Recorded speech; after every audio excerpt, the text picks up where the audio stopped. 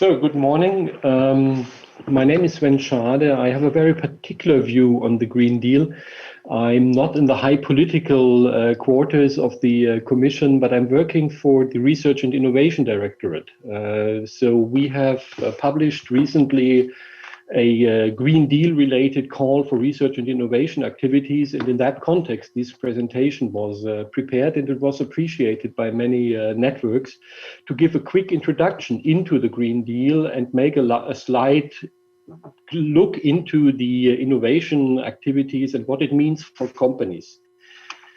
That's essentially what I want to do for you today, to show where the Green Deal originates, what are the different elements, and then look into one particular aspect of innovation, whereas colleagues will talk more about the international, the export aspects, the global markets development, and the trade.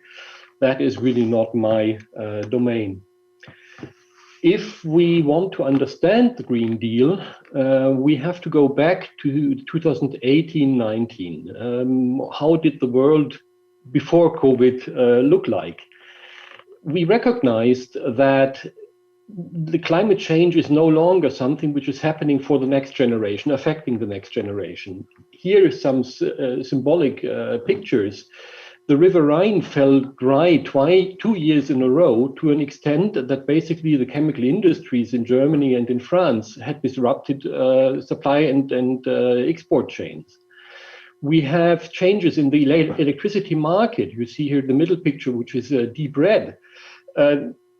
Electricity prices on a weekend in Germany fell into the negative range for the whole day. So you were paid to use electricity. At the same time,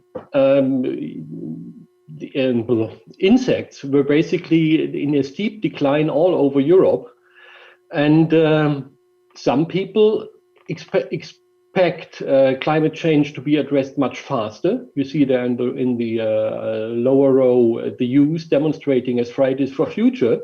And in France and elsewhere, basically the call for, yes, we need a transition. Yes, a transition is needed, but the starting point has to be the social justice. That was also happening in 2018-19. We have two ways to get out of that. The one is we have an international agreement with a perspective on 2030, how the world should look like. This is framed by the Sustainable Development Goals. These 17 goals, which cover the whole range of activities from poverty, nutrition, education, gender equality, down to the environmental aspects, and peace and international cooperation. So on the political side, there is traction behind the Global Agenda 2030. And on the technological side, we also see that we have new solutions which are rising everywhere. Energie in Bürgerhand, social inclusion, energy cooperatives on the local level, building on renewable energy as an instrument to be ecologically sane and environmentally and socially just. If we look in with this framework, we went into the European Parliament elections in early 2019. What was the outcome of the election? Well, first of all, a much more diverse European Parliament. So the majority was no longer in the center, but the center had to extend either to the left or to the right in order to get secure majorities. That meant the Commission had to, in its proposals, to include a wider range of opinions. We also see a much faster technological development happening everywhere. And we see the question in the background, what will be Europe's place in a changing world order, where two systems which are completely different socially, politically, the US and China, but which are also different to one another, basically will govern the world and are the new world forces. The two are tied together by the economies, one being dependent on the other, but where will Europe's place in this changing world order be? So with this with these challenges, the new commission led by Ursula von der Leyen got into office in autumn 2019. It was more than a symbol that Ursula von der Leyen presented the Green Deal as her first policy priority in the second week of being in office. The Green Deal is displaced not as a fully green agenda. Ursula von der Leyen called the Green Deal our European growth strategy. So it is an economic and ecological agenda.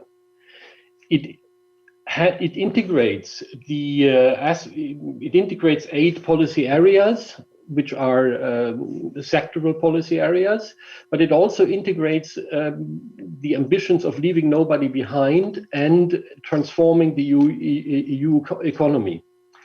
The Green Deal has announced to be an array of ambitious policies in all areas.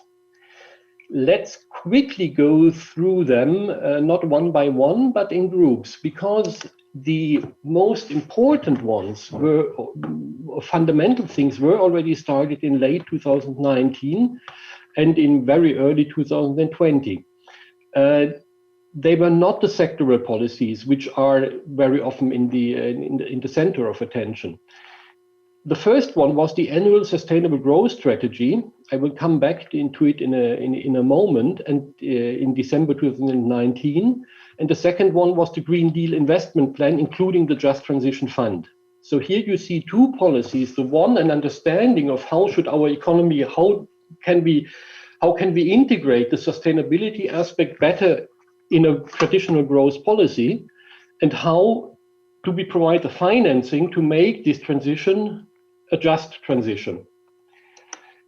The annual sustainable growth strategy is something very interesting, which normally skips the attention of non-policy makers or the people in the system. In the European semester's process, the Commission is providing advice to the member states on shaping their economic policies. In the past, so before Ursula von der Leyen's Commission, the European semester was focused on financial market stability, on the stability of public finance, on the stability of the banking sector. So basically it reflected the reactions of the financial crisis 2018 to Euro crisis 2008 to 2012. The focus on this we cut later on. Wait a moment. It reflected the outcome of the financial crisis 2008 to 2012. There, the focus on financial market stability, banking stability was clear. Since 2017-18, the European semester included a social aspect. Now, but it was still a growth agenda. Now, basically, it says annual sustainable growth strategy, and it builds around the word competitive sustainability. So we want to build primarily sustainability, and be competitive in that respect. It has competitive sustainability has 4 pillars: the environmental sustainability, the economic aspect of productivity, and the social aspect of fairness. So you basically see the 3 pillars of sustainable development, plus the financial markets and the market stabilities, which are the traditional focus of the European semester. Just to reframe it again, this is the focus of the advice the European Commission gives for the formulation of economic policies in the member states. So you see here a radical shift from a rather financial market focus to really ecological sustainability, transition, social aspects in it. As I said, these were the first 2 policy initiatives, which were really the fundamental ones to saying, hey, that is our mindset. This is our reflects our changing mindset of economic policies. And these are the financial instruments we put in place for the just transition. And then you saw basically since March 2020, a large number of sectoral policies, starting with the climate law in early March, the hydrogen strategy being published in July, the circular economy action plan together with the industrial strategies also in mid-March. You see them here shown on the picture. And the amazing thing for me was we didn't accumulate, despite the working conditions since March 2020, we didn't accumulate any delays in announcing these policies and in shaping these sectoral policy initiatives, which cover, for example, also farm to fork, with an approach to say, we don't look at agricultural policy, we don't look at the agri-food industry, we look from the production of raw materials in the farming sector to the supply industries, to how do people shift their consumption to a healthy diet. So we look along the whole value chain and we formulate a policy along a value chain. You have on this slide the keywords, the catchphrases, so you could look into these policies one by one and look what is relevant for you, what comes up. That is something very important for you. All you in your companies, you have the possibility to be an active partner in the transition, to be in the front runner of a sustainability transition, to build your competitiveness, or to choose to be more reactive, to the initiatives, the legislative initiatives that come up. Everything what I had presented before for the Green Deal were framework policies, where the announcement of a legal action, of a legislative action is made. Take, for example, the Circular Economy Action Plan. There is a right to repair proposed. This right to repair will be put into a legislative text, which undergoes discussion of member states and parliament. It will take several years that it has a direct effect on your company, but it will have an effect on your company. So you can use what I have presented, these policy initiatives, basically as a foresight radar. You see what will come, in what form it will come. That's part of the political negotiation that will happen during this year and during the following years. But for sure, it will come in one case, with one design or another. If you choose to go into the forefront and to be a front runner in this transition, there are financing programs in place where you basically can finance your innovation activities to implement these policies, to embrace these policies already at an early stage. One example of this is Horizon Europe for research and innovation activities. Another program that is relevant if you are more in the financial sector is InvestEU, where you can basically, banking sector in Flanders can shape financial instruments with the InvestEU programs in line with these policy priorities of the European Green Deal. For large projects, you have heard, and in response to the COVID crisis, the Recovery and Resilience Fund has been put in place as really to say we need a recovery from the coronavirus, from the economic effects it has, but it shall not be formulated as a return to what has been in place before. It shall something to jump ahead in the transition, to use these tremendous funds which are made available with 750 billion euro, of which close to 40% for the green transition. That fund is basically for larger projects in the regions that were most affected. Last but not least, in the financing programs, you see basically the announcement that the European Investment Bank shall change into the European Climate Bank, or act as a European Climate Bank. So you can also see there that the investment of the bank itself and also the financing environment will change towards embracing more of the sustainability transition aspects. So thank you for your attention. That was a quick introduction into the European Green Deal and what it could mean for companies, but not yet, more for the strategy of the companies, not for the day-to-day work and for the sales. I'm looking forward to the discussion later. Hello, my name is Claire Dupont. I'm Professor of European Governance at Ghent University in Belgium. I'm very pleased to be able to discuss a little bit the impact of the European Green Deal also in the international context. I'll be presenting very broad general lines. My background is in political science, not really in international business.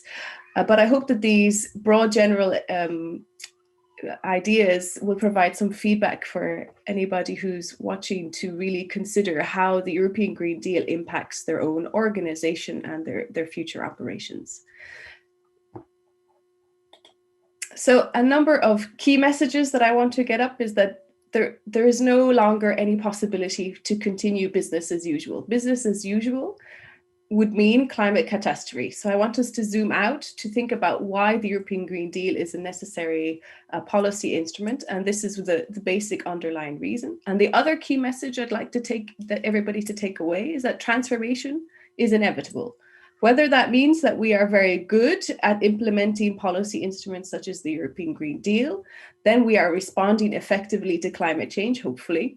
And we have to transform all aspects of our society and economy, including international trade and global supply chains and value chains, to ensure that we are reducing our greenhouse gas emissions as much as possible. That's an effective response to climate change. It would also require adaptation to the impacts of climate change that are anyway built into our atmosphere due to past emissions of greenhouse gases. If we do not succeed, transformation is anyway inevitable because the impacts that climate change will have across the globe on your businesses, on your investment cycles, on your supply chains, on just daily life will also be quite dramatic, with the consequences unequally distributed. So if you can come away from this webinar today thinking, okay, business as usual is not an option, transformation is inevitable, and think how will that affect your operations as a company, your operations even as an individual or at different levels of governance, then I think that's the next exercise that needs to be engaged in, and quite urgently. So I hope that will be the two main outcomes from today's discussion. And I want to say that the European Green Deal is a very important policy instrument, but it's not something that's there to impose restrictions on previous ways of working on business as usual just for the sake of it. In fact, it's about creating opportunities through this transformation. And the reason is that we have so much scientific knowledge now about how climate change is affecting us, about how climate change will affect us, about how we have, through our business as usual, over the last number of years since the Industrial Revolution, really damaged our climate system. So as of 2020, we know that we have increased the global average temperature by about 1.2 degrees Celsius. The Paris Agreement, that was an international climate agreement adopted in 2015, outlines that the safe operating climate for human beings, for humanity, means that we should not increase global average temperature by more than 2 degrees. And even at 2 degrees, we already see significant impacts, including heightened desertification, heat waves, droughts, all of these impacts of climate change that we are already starting to see, as also mentioned in the presentation by Sven earlier. So we have the knowledge about what is happening. We know what is causing it. It's the emissions of greenhouse gases into the atmosphere. We know that we are in a position where we will anyway suffer the impacts of climate change because we have been continuing to emit greenhouse gases into the atmosphere for a long time. And we know that if we want to reduce the damage as much as possible, we have to take drastic transformative action. And that's where the European Green Deal comes in.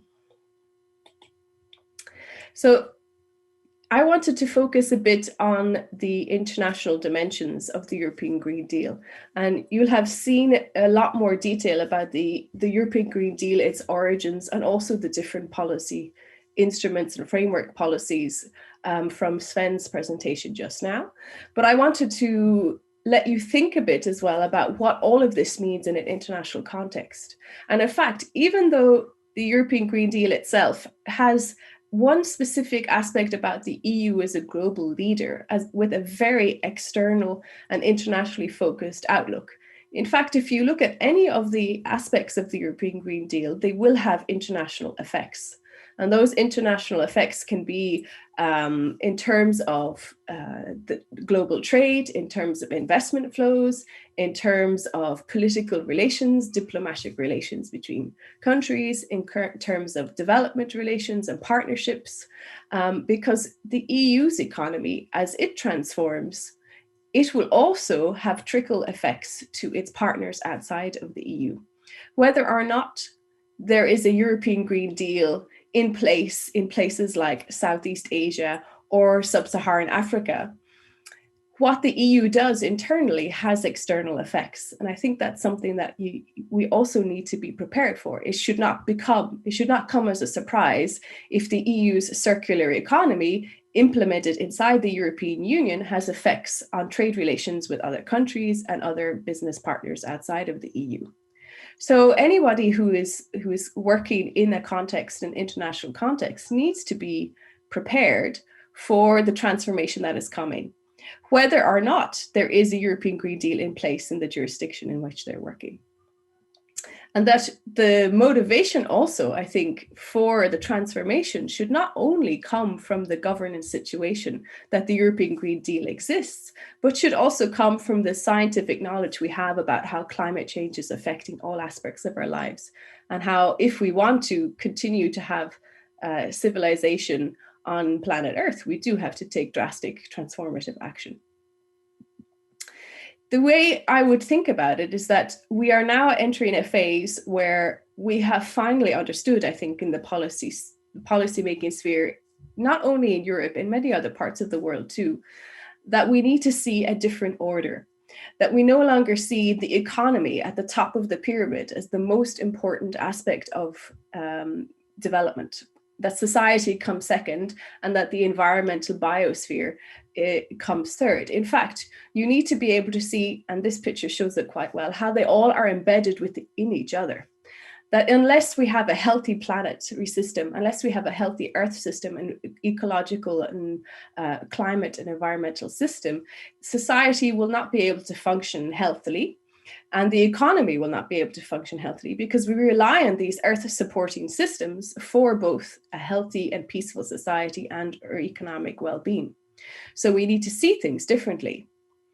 This doesn't change the fact that the economy and society are embedded within the environmental system. But what it does do is it places the framework of the environment first. And that, I think, is a very important point to take also from Sven's remarks earlier, that we're now moving from this understanding of the economic and market forces are what drive our development. Rather, we flip this on its head and say, no, it's preserving sustainability that is what drives our choices in the future. And I think that's a very different way of thinking, and it's something that requires real deep reflection on all of your own activities as an organization, as a governance actor, as a business, to figure out if you are in line with this way of thinking too. It's very transformative because it means it's a system that gets rid of business as usual. It means business as usual can no longer continue. Just going a bit more into the international dimensions. So here I'm focusing on this idea as the EU as a global leader on climate action, also on climate policy. Now, you have to take this also in the consideration of international relations. The EU has long been an important actor when it comes to climate governance at the international level, but at the same time has been focusing itself also on economic development within its borders. So this is a transformation that will require time to implement. And the more that multiple stakeholders, multiple actors, such as businesses and government agencies can move forward knowing that this transformation is happening, then the more likely we are also to help the European Green Deal be well implemented, but also to succeed in our climate challenge. So the EU's European Green Deal has many aspects that are part of this international relations. Not all of them are explicit within the European Green Deal, but they are implicit and they are implied in how the EU's climate policy and its European Green Deal will be implemented. So, for example, the European Union as a global leader on climate action means that it needs to engage in green diplomacy, which it has been doing for several years, but now this is becoming more integrated with many of its other diplomatic actions, including negotiations on trade. This will be something that probably needs to be revisited, how much of it can be implemented and embedded into trade negotiations. Also, investment flows. Sven mentioned the European Investment Bank as the European Climate Bank. This is very important because it signals that the EU itself is no longer interested in investing in the old fossil economy, let's put it like that. We even see, I think this week it was, that ministers of foreign affairs from the member states have agreed to stop investing in coal. All of these are signals that things are changing and that you, as businesses, you need to be, I would suggest, even at the front line, be the front runners at the head of the game, because the opportunities are in the change, not in remaining in the old economy that we have today. Furthermore, there are some instruments that the European Union is proposing under the European Green Deal that do have very direct external effects. And one would be the carbon border adjustment. This is still an instrument that's undergoing a lot of discussion. I would think, I would interpret it as a diplomatic tool to try and encourage or even coerce other sectors, other countries to ensure that they are adopting similarly ambitious sustainability goals. So the carbon border adjustment would add extra tariffs for products coming into the European economy, in the European single market, if they do not meet certain sustainability criteria. So put that down the line, then you would expect that products coming from Turkey or China would instead rather be produced in a way that they don't have to pay the tariff. This is right now a very political discussion, but you can also prepare for such things by making sure that you know what's coming. And I would certainly urge you to follow the advice that Sven gave earlier and use the European Green Deal policy initiatives as you're planning your foresight analysis to ensure that you know what's coming in terms of the policy developments, but also because you understand, and that you understand that if you don't, we will enter a situation of dramatic climate change. Further, there are some shifting aspects of international relations that still need to play out. For example, the relations with China, the relationship between the US and China, the relationship between the US and the EU on climate change. We know now that China, South Korea, and Japan have put forward pledges to the Paris Agreement that they would also achieve ambitious climate targets, such as carbon neutrality by 2050 or by 2060 in the Chinese case. And we now have initial studies that show that if all the pledges that have now been submitted to the Paris Agreement are upheld, if they are implemented, we may achieve global warming increase in global average temperatures of about 2.1 to 2.5 degrees Celsius. If you remember at the beginning, the Paris Agreement outlines that no more than 2 degrees is a safe. So the safe operating space for humanity is less than 2 degrees. The Paris Agreement also says that we should be as close to 1.5 degrees of warming as possible. So there's still some work that needs to be done with the pledges. We need to see now what the USA will really be able to implement under the Biden administration, and whether the EU and the US together can encourage other actors to come on board with these newly engaged actors in parts of Asia. So these are still things that are playing out. But in any case, take the message. Transformation is inevitable, one way or the other. So we need to make sure we're prepared for that. This is a diagram of what's called the donut economy. So this is an idea of how we can function in terms of our safe and just operating space for humanity, where we have a basis of good social foundations and we have a ceiling within which we can operate. We cannot move beyond this ceiling of operation if we want to ensure that we are environmentally and ecologically sustainable. This is a proposal by the economist Kate Raworth. I would certainly recommend that you engage in her work if you are serious about the transformation and want to understand what it means. There still is a lot of work that we have to do, both on making sure there's a robust social foundation for humanity and society, and to make sure we work within the environmental ceiling that is proposed in the donut economic framework. In some respects, the European Green Deal is an effort to move the European economic development to this safe and just operating space for humanity. At the same time, the European Union only has the competence to work on so many of these aspects. So a lot is still within the hands of national governments, within the hands of other stakeholders, within the hands of businesses to move forward on all of these aspects in harmony with the European Green Deal.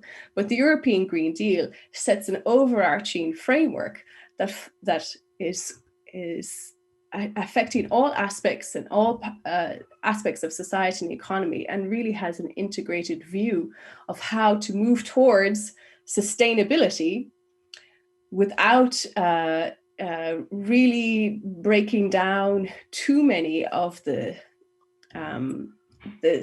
pillars of society that we have developed in Europe over the years. So for those of you who want to engage in the exercise of preparing for and thinking about transformation and thinking of the contribution that your organization or business can make to the transformation to sustainability, I would recommend the framework by Kate Raworth as a good starting point.